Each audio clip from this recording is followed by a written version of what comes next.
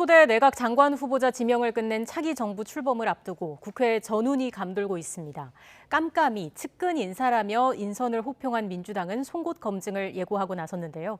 특히 정호영 보건복지부 장관 후보자와 한동훈 법무부 장관 후보자에 대한 낙마를 벼르고 있어서 청문 전국 혼란이 불가피한 상황입니다. 여기에 며칠 전 민주당이 검찰 수사권을 분리하는 이른바 검수완박 법안을 발의하면서 전국이 경랑 속으로 빠져들고 있습니다.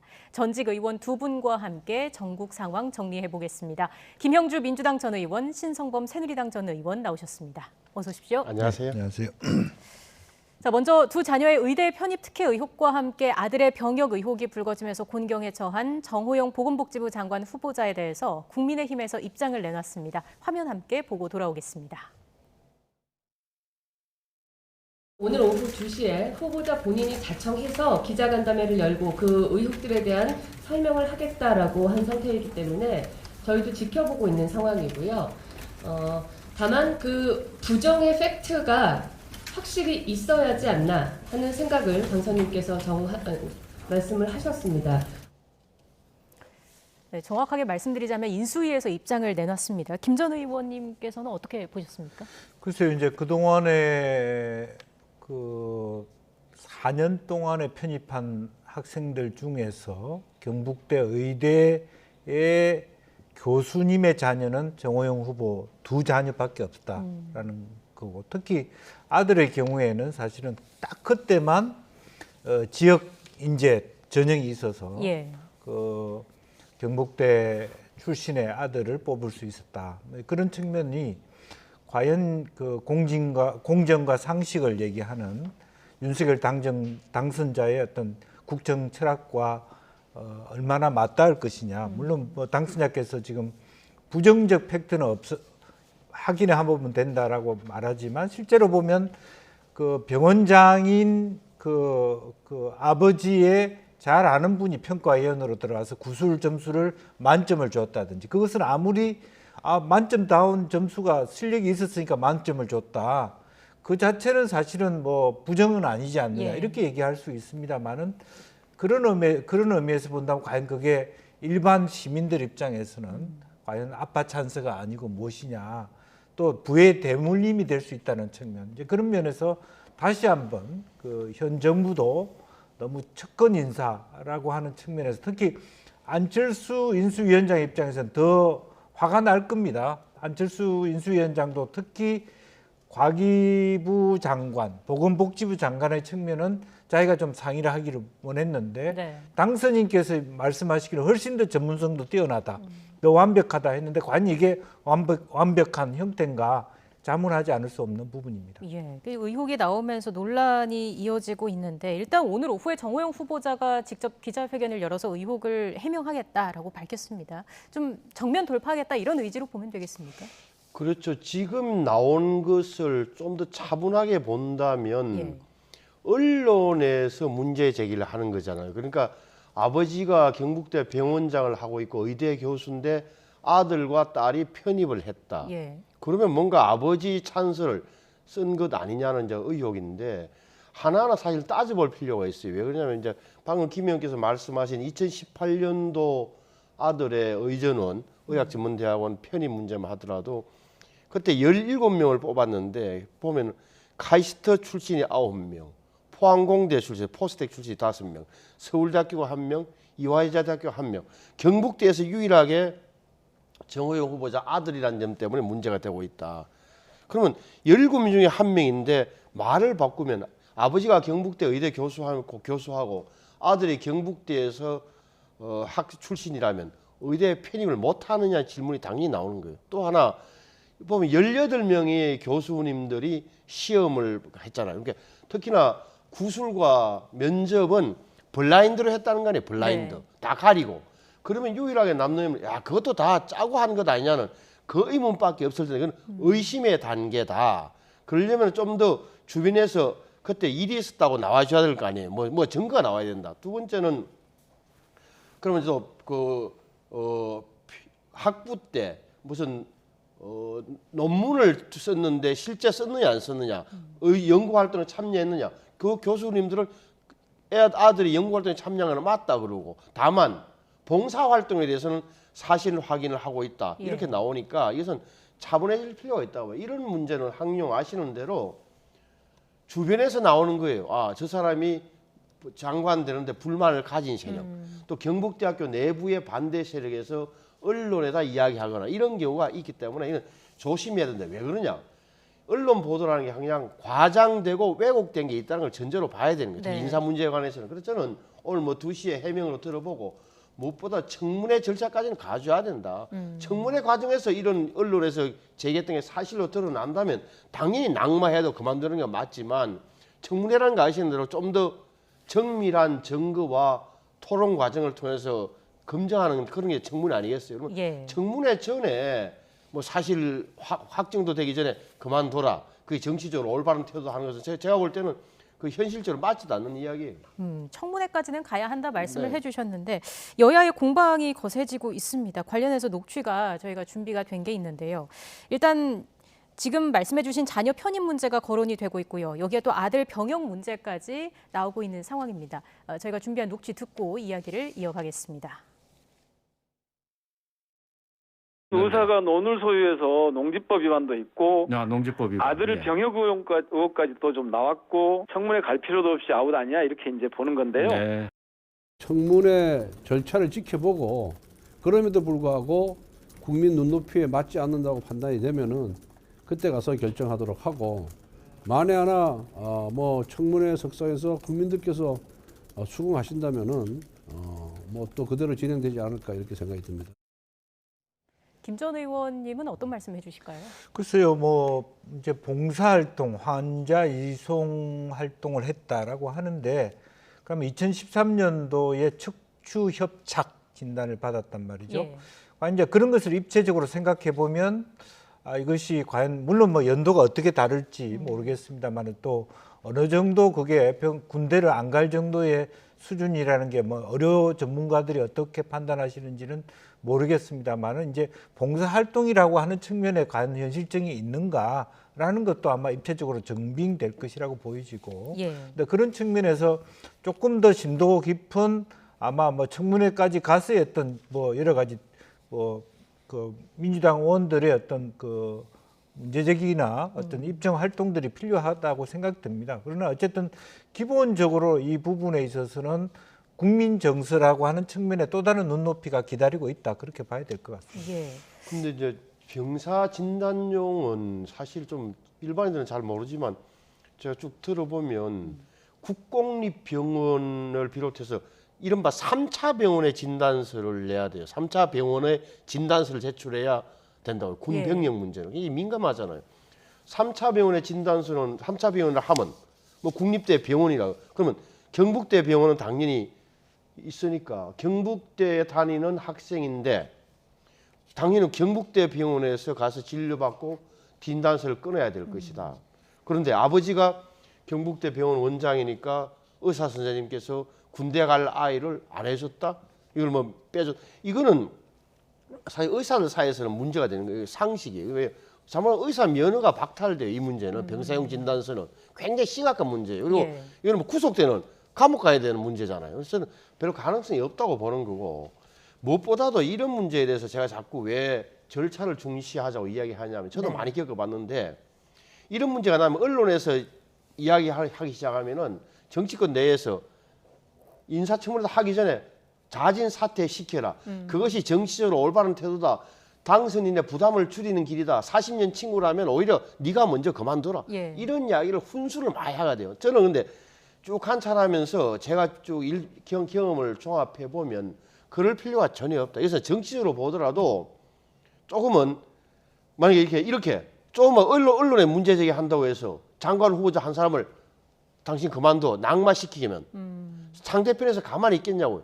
더 나온다. 더 공격적으로 나오고 한 사람 더 찾아내요. 왜? 약한 고리를 지금 정호영 후보자로 보기 때문에 지금 민주당이나 언론에서 문제 제기를 하고 있지만 한 사람이 없어지면 다음 타겟은 누가 이게 정치 현실이란 말이에요. 저는 정치적으로도 별로 맞지 않다. 그런 말씀드리면 청문회 가서 지켜보면서 국민들이 볼 때 저 사람 문제 있나 하면 그때 낙마시키면 되는 거예요.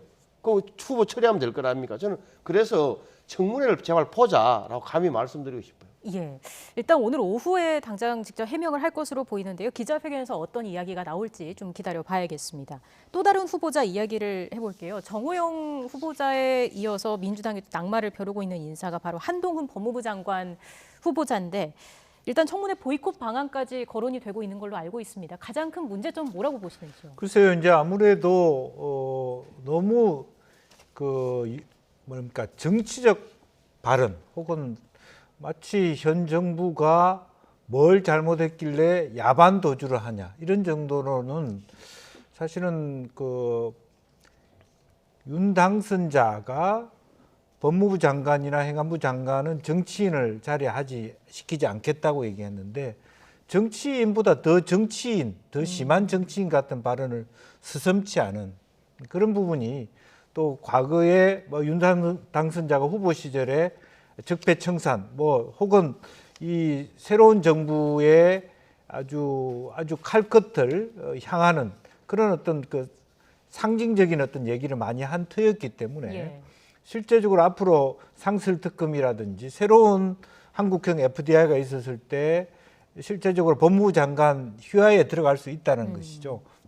깊이 있게 대통령의 가장 최측근이 매우 정치적인 활동을 할 가능성이 높다. 예. 이런 부분에 대한 문제가 있습니다만은 이제 그럼에도 불구하고 저는 제 개인적으로는 특히 이제 정호영 후보자보다는 이 한동훈 후보자의 경우에는 사실은 형식적으로는 감정적으로야 반대하는 입장들이 더 많지만 실질적으로 드러나 있는 어떤 흠결이 그렇게 많지는 않을 수 있겠다는 생각이 들어요. 그래서 청문회를 아주 잘 준비해서 예.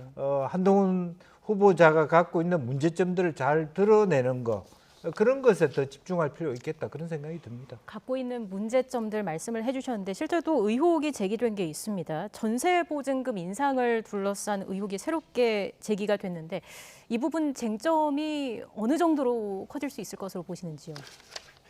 전세보증금 그래서 그거야 세입자 들어오신 분이 주인인 한동훈 검사가 좀 자꾸 많이 올려달라고 그럽디다라고 하는 이야기 안 나오는 이상 이게 무슨 문제가 되겠어요? 이거는. 예. 개인적 사적 문제인데 오히려 한동훈은 이런 거잖아요. 그러니까 지금 민주당의 태도를 보면 이 대목이 결국은 암덩어리가 되기 전에 잘라야 한다는 그 대목이죠. 그러니까 한동훈이 법무부 장관이 되면 윤석열 대통령하고 호흡을 맞춰가면서 야당이 되는 민주당이나 의원들을 굉장히 괴롭힐 거다. 정치 보복에 대한 우려가 있는 거죠. 노골적으로 좀 더 그렇게 말하는 게 좀 더 현명한 거예요. 근데 일부에서는 청문회 보이콧할 수도 있다. 왜?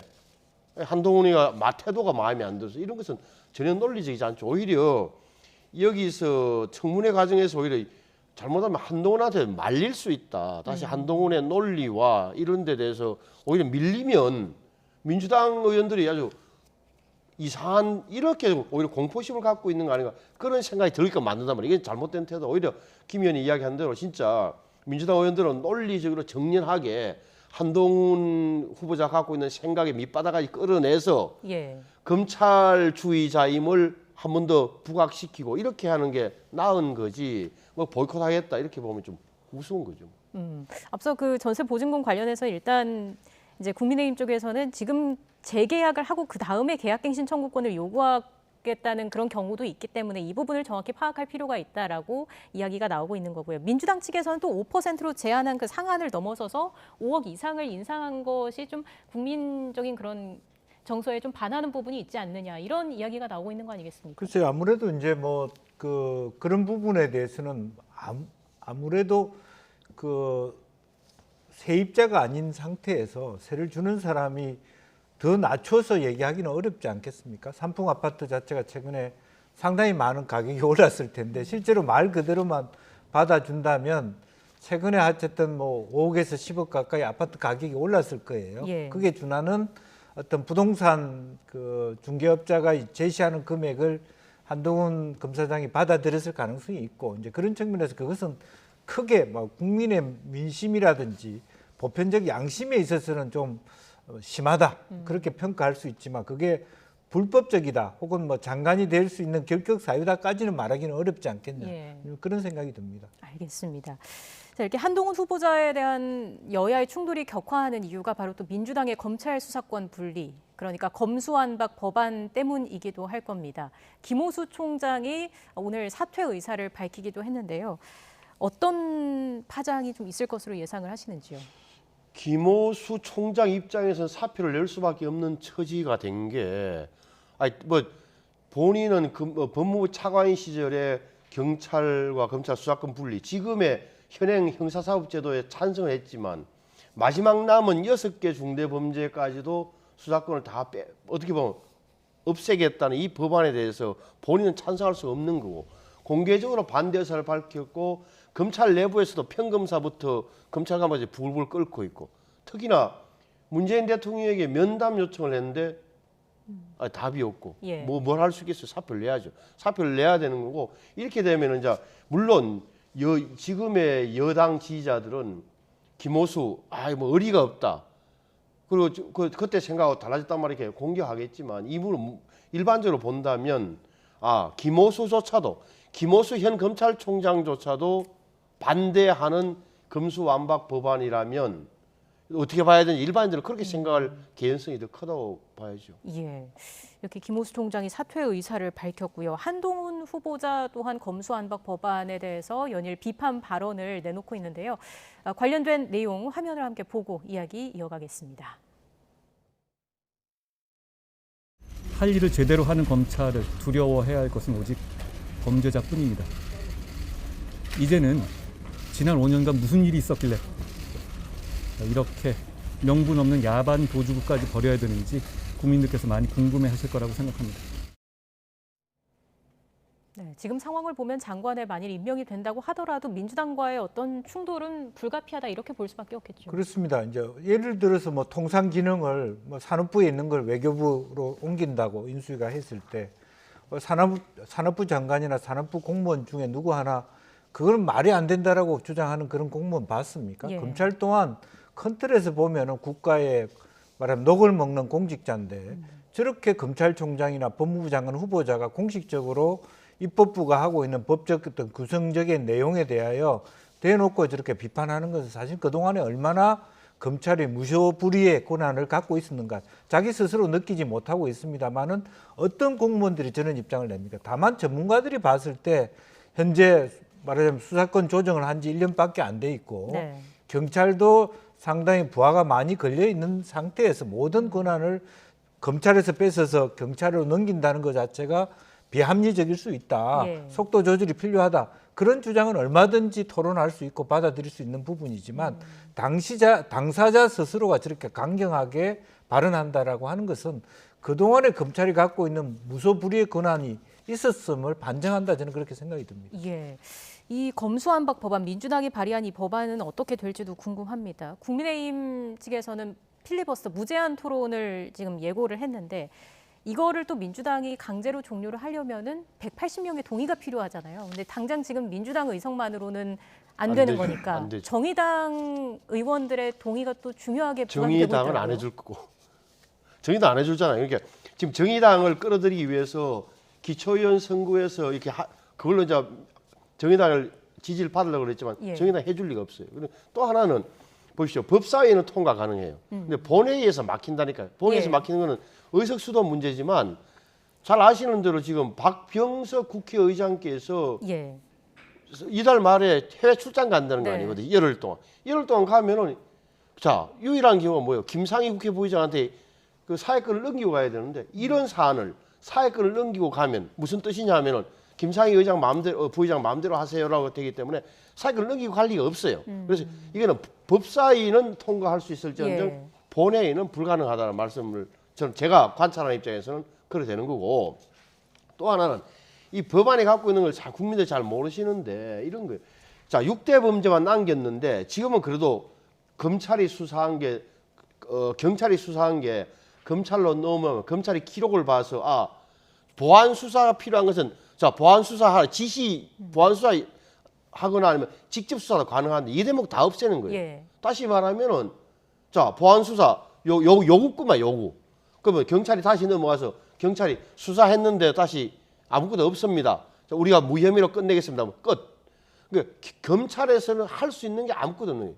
직접 보안 수사권, 직접 수사권이 다 없어지는 거예요. 그러면은 이번에 잡힌 뭐 이은혜인가 이런 사람 있잖아요. 가평 뭐 살인 사건 이런 게 안 나오는 거예요. 왜? 그때는 일반 경찰서에서는 한번 내사 종결하고 일산 서부 경찰서에서는 사기 뭐 미수와 살인 혐의로 검찰로 넘어갔는데 예. 검찰이 보안 수사를 하면서 이게 드러난 대표적인 사건이거든요. 이런 식이라면 검찰이 뭐가 되냐면 검사가 경찰의 영장 청구 대행기관, 대행소 되는 거예요. 그러니까 나머지는 전혀 할 수 있는 게 검사는 넘어온 경찰 수사 보고 기록 보고 다른 의문점이 생겨도 전혀 모르는 상태에서 영장을 신청해 주거나 이런 기능밖에 안 하는 단계로까지 이 손해가 누구냐 이런 질문에 봉착하게 되는 거예요. 예, 김 전 의원님 말씀도 좀 들어볼게요. 일단 지금 상황에서 봤을 때 민주당 입장에서는 일단 법사위 통과까지는 문제가 없는 것으로 보이고요. 관건은 본회의 단계다라는 이야기를 해주셨어요. 정의당의 협조라든지 박병석 의장의 뭐 일정 그리고 박 의장이 지금까지 여야의 협치를 강조해 왔기 때문에 이 부분도 좀 들여다볼 부분이 있지 않겠느냐라는 얘기가 나오고 있습니다. 특히 어떻게 이제 생각하세요? 언론중재법 같은 경우도 이제 의장께서 좀 여러 가지 이거는 합의가 필요하다라고 얘기한 부분도 있고 또 사법체제의 개편 과정에 있어서도 너무 민주당이 속도 조절이 필요한 부분이다. 너무 빠르다. 이렇게 판단하실 여지가 있기 때문에 그걸 여러 가지 일정을 뭐 미뤄가면서 변경해 가면서 민주당이 협조할 가능성이 그렇게 높지는 않다라는 부분도 있고 또 여전히 민주당도 이 부분에 있어서 당내에서는 뭐 만장일치라고는 하지만 예. 내부에서 적잖은 부분들은 또 분들은 또 반대하고 우려를 표명한 것도 있고요. 비대위 입장도 좀 애매한 부분도 있어서 끝까지 상황을 보면서 국민 여론도 좀 살펴야 될 부분이 있지 않느냐. 그리고 또 하나는 실제적으로 보면 이제 뭐 소위 법을 집행함에 있어서 그 대안, 즉 수사권을 경찰에 이전함에 있어서 그 부분이 완벽하게 해결되지 않은 부분들도 있거든요. 네. 그러니까 중대 범죄라든지 그다음에 지금 현재 경찰이 갖고 있는 실력 그 자체만 그대로 가지고 과연 그에 한 금융 범죄라든지 경제 범죄 또 고위공직자 범죄를 할 수 있는가라고 하는 부분들도 남아있는 과제이기 때문에 네. 같이 여러 가지를 고민해 가면서 종합적으로 고려해야 될 그런 사항이 아닌가 그렇게 보여집니다. 네, 끝까지 지켜봐야 한다라는 말씀을 해주셨습니다.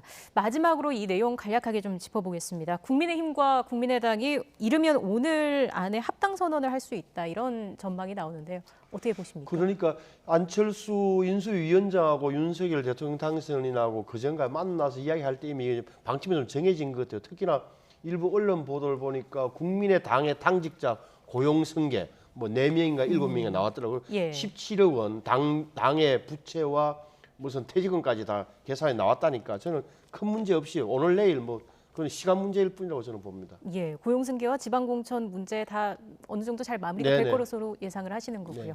알겠습니다. 오늘 두 분 말씀 여기까지 듣겠습니다. 김형주 민주당 전 의원 그리고 신성범 새누리당 전 의원과 함께했습니다. 잘 들었습니다.